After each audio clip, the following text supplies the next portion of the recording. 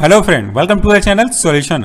आज हम इस एनिमेशन वीडियो में देखने वाले हैं हमारा जो एंटी ट्यूबरकुलर ड्रग है और उस एंटी ट्यूबरकुलर ड्रग में जो हमारे first line anti tubercular drug है उसका जो एक इंपॉर्टेंट एग्जांपल है आइसोनियाजाइड। इस वीडियो में हम देखेंगे उसके काम करने के तरीके को, उनके मैकेनिज्म एक्शन को बड़े ही simple 1 to 1 step by step process के थ्रू।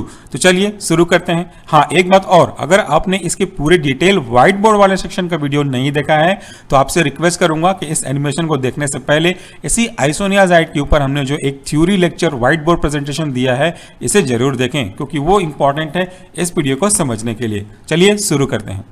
सबसे पहले हम कंसीडर करते हैं एक माइकोबैक्टीरियम ट्यूबरकुलोसिस के सेल को। तो ये माइकोबैक्टीरियम ट्यूबरकुलोसिस का सेल है और रेड कलर में जो आप सर्कल देख रहे हैं वो उसका सेल वॉल है। यहाँ पे एक चीज जानना बहुत जरूरी है आपके लिए, क्योंकि जो माइकोबैक्टीरियम ट्यूबरकुलोसिस होते हैं इनका जो सेल वॉल है वो बाकी के बैक्टीरिया के सेल वॉल की तुलना में बहुत डिफरेंट होते हैं, क्योंकि इनका जो सेल वॉल है उस सेल वॉल के कंपोनेंट में हमारे माइकोलिक एसिड का बहुत ही इंपॉर्टेंट कॉन्स्टिट्यूएंट पार्ट प्ले करता है। हाई अमाउंट में माइकोलिक एसिड पाए जाते हैं। ये माइकोलिक एसिड इनको यानी कि माइकोबैक्टीरियम ट्यूबरकुलोसिस को दूसरे तरह के बैक्टीरिया से सेपरेट करेंगे।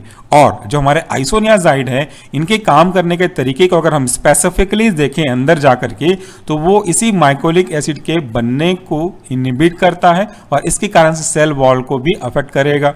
और ये जो माइकोलिक एसिड है चूंकि माइकोबैक्टीरियम ट्यूबरकुलोसिस में ही पाया जाता है, इसलिए आइसोनियाजाइड दूसरे तरह के बैक्टीरिया के सेल वॉल को अफेक्ट उतना नहीं करेगा जितना कि आपके इस माइकोबैक्टीरियम ट्यूबरकुलोसिस को। सो स्पेसिफिकली डेजिग्नेटेड तरीके से isoniazid as a anti tubercular drug first line high efficacy के साथ यूज किया जाता है। तो चलिए देखते हैं आगे ये करेगा क्या। ये रहा हमारा आइसोनियाजाइड जिसे आपने अपने ट्यूबरकुलोसिस के इन्फेक्शन को दूर करने के लिए लिया हुआ है। आइसोनियाजाइड की प्रॉपर्टी होती है कि ये इजीली पेनिट्रेट कर जाता है माइकोबैक्टीरियम सेल में। तो ये आपका आइसोनियाजाइड पेनिट्रेट करता है सेल वॉल के अंदर।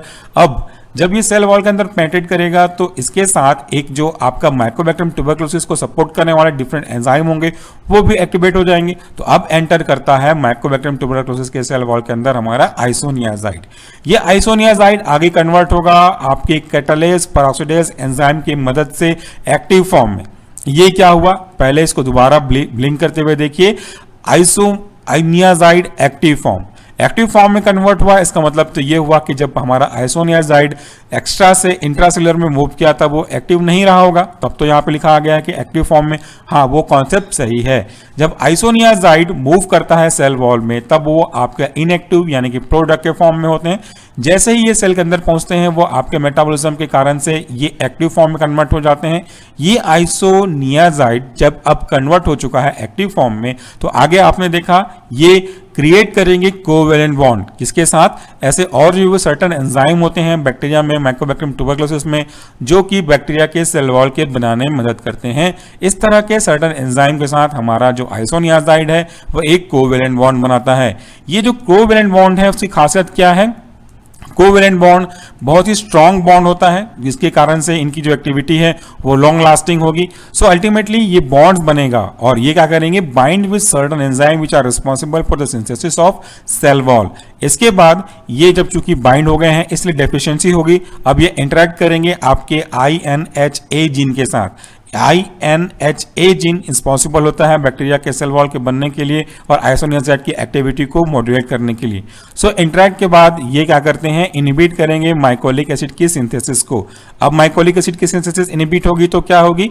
स्टार्टिंग में हमने देखा था कि माइकोलिक एसिड एक बहुत ही इंपॉर्टेंट कॉन्स्टिट्यूएंट है आपके बैक्टीरिया के, खास करके माइकोबैक्टीरियम ट्यूबरकुलोसिस के सेल वॉल के बनने में। तो अगर हम इस माइकोलिक एसिड के बनने को रोक दें तो डेफिनेटली हम माइकोलिक एसिड के द्वारा बने हुए सेल वॉल को भी अफेक्ट कर सकते हैं। तो यही है आगा स्टेप। इसमें हम बात करेंगे इसके इनहिबिट होने की वजह से वीक सेल वॉल का फॉर्मेशन होगा। अब जब सेल वॉल वीक होगा तो डेफिनेटली बैक्टीरिया को जो स्टेबिलिटी, स्ट्रेंथ और एक प्रोटेक्शन प्रोवाइड कर रहा था एक्सटर्नल स्टिमुली से, ये एक्सटर्नल स्टिमुली से सेल वॉल अब प्रोवाइड प्रोटेक्शन नहीं कर पाएगा और सेल वॉल डेफिशिएंट हो जाएगा। इस तरीके से सेल वॉल के प्रॉपर काम ना करने की वजह से ट्यूबरक्यूलोसिडल एक्टिविटी मिलेगी और हमारा जो माइकोबैक्टीरियम ट्यूबरक्लोसिस का बैक्टीरिया था वो वहीं पे किल हो जाएगा और आपको इस ट्यूबरक्लोसिस की प्रॉब्लम से रिलीफ मिल जाएगी। यहाँ पे दो चीजें जानना और जरूरी है, इस व्हाइट बोर्ड प्रेजेंटेशन के साथ साथ एनिमेशन वीडियो में भी हमने क्लियर करने की कोशिश की है कि जो आइसोनियाजाइड है वो मल्टीप्लाई कर रहे हैं बैक्टीरिया के लिए, यानी कि ऐसे बैक्टीरिया जो रैपिड तरीके से मल्टीप्लाई कर रहे होंगे उनके लिए बैक्टीरियोसिडल का या कहूं कि ट्यूबरक्यूलोसिडल का काम करेगा, लेकिन ऐसे बैक्टीरिया जो रेस्टिंग कंडीशन में होंगे माइक्रोबैक्टीरिया उनके लिए ये बैक्टीरियोस्टैटिक का काम करेगा। सो फ्रेंड, आज के इस सिंपल 1-to-1 फ्लो चार्ट के फॉर्म में हमने देखा कि आपके आइसोनियाजाइड के काम करने का तरीका क्या है। ये आइसोनियाजाइड आपके इनहिबिट करते हैं माइकोलिक एसिड सिंथेसिस को ट्यूबरकुलस बैक्टीरिया के लिए, जो कि ट्यूबरकुलोसिस कॉज करने में रिस्पॉन्सिबल है। उम्मीद करता हूं कि आपको छोटा इफेक्टिव पावर पॉइंट प्रेजेंटेशन का एनिमेशन वीडियो समझ में आया होगा। आप अपना फीडबैक कमेंट बॉक्स में दे सकते हैं। Thank you for watching and listening this animated video. नमस्कार।